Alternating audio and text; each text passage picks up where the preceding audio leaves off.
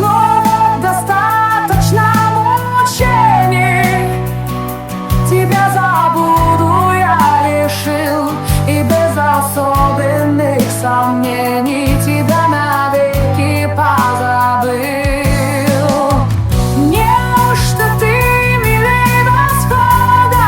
Смеясь, подумал я тогда, и все красавицы народов противней твоего чела.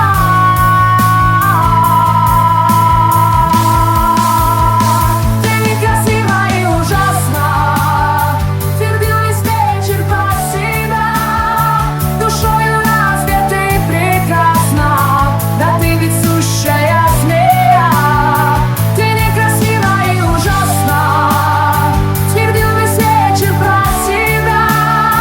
Душою разве ты прекрасна? Да ты ведь сущая змея.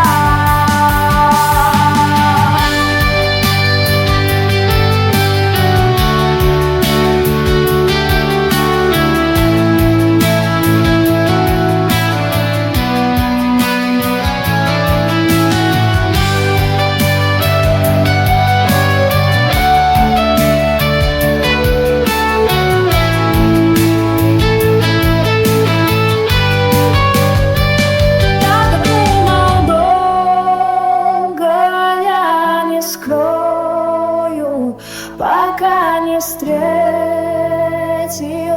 с тобой.